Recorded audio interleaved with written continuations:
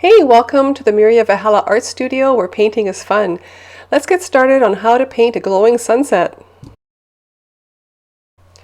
I began this painting with a magenta background painted on thinly using GAC 500, which is an acrylic medium. Once the Quinacridone magenta layer was dry, I then put a glaze of Indian yellow over top. To create the silhouette of the trees, I used Dioxazine purple, and I also add a little bit of burnt sienna into that purple color just to dull it down a little bit. Into this paint I added GAC 500 that had 1/3 glazing medium added to it, and that created a nice soupy kind of mixture of paint so that I could scratch into it while it was still wet. And to scratch into it I used a silicone color shaper and just kind of played around in there and created little holes in the trees. To create the marks you see here, I used a silicone fork made by Catalyst. I love using this tool. It creates all kinds of blends and marks that are just really fun and creative. If you watched any of my other YouTube channels, you can see that I really love to do negative space painting, and that basically means painting between things rather than having the background created beforehand and then painting the trees on top. That first color you saw in the lower part of the trees is cadmium orange with a little bit of yellow added to it. For this first layer of sky, I took Hansa yellow medium and added a lot of white to it, and again I added the GAC 500 and glazing medium mixture. That makes it nice and thick and goopy, and you can see I'm using the color shaper to take paint off. As I take paint off, it creates the branches up into the sky. This looks much more natural and painterly on your paintings.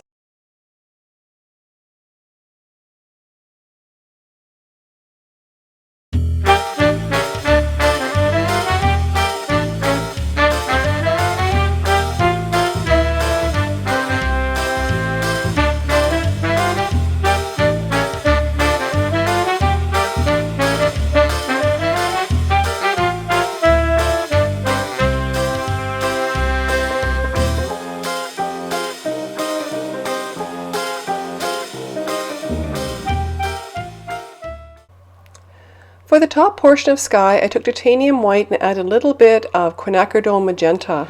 I also put that tinted magenta where the sun is. One of the best tips I can give you in how to paint a glowing sunset is to put a cool color next to a warm color. In this sunset painting, I chose to take magenta and tint it with titanium white and put it in the center of the sun. And then the area around the sun, I took the warm yellow color and tinted it with white. And these two tints are the same shade. And when you put a warm and a cool color next to each other in the same value or shade, it creates a luminescence. Here I continue to add little light holes between the tree branches, and this is a tint of that Quinacridone magenta. And I painted this with a little bit of a darker value than in the sky, because when you do something between the trees, not as much light comes through, so it'll look more natural.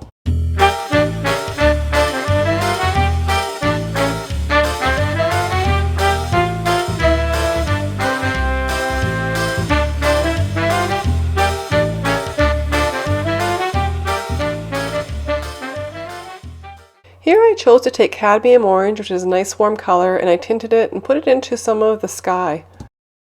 This helps to create a bit of a gradation across the sky. So on the left we have that cool pink and then moving into the slightly warmer orange.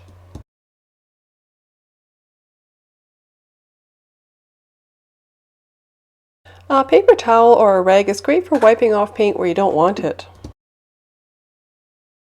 Here's a great tip in how to paint a glowing sunset, and that is to take a color like Zinc White and add some more of the GAC 500 to it and create a translucent layer around the sun. And it kind of softens the colors around it. Here I've taken Dioxazine purple and tinted it with some white, and I'm putting it next to the yellow of the sky. And purple and yellow are complements on the color wheel, and this additionally makes a little more of a glow happen. When you have complements next to each other, they always look a little bit brighter.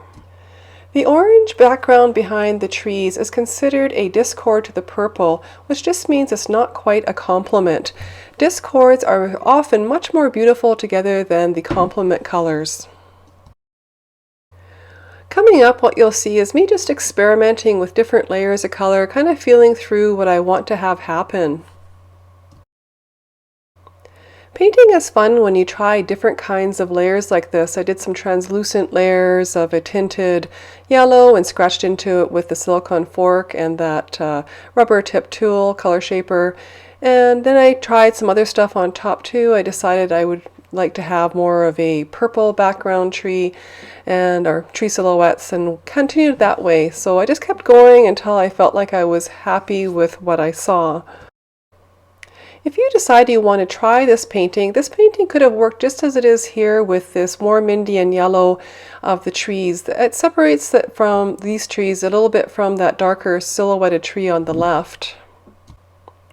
Here I've added some glazes of magenta on top of that Indian yellow. So I decided to explore further with color, and I took a dioxazine purple, added white, and then lots of that medium to make it nice and goopy. And that was after these little light holes that I'm creating here.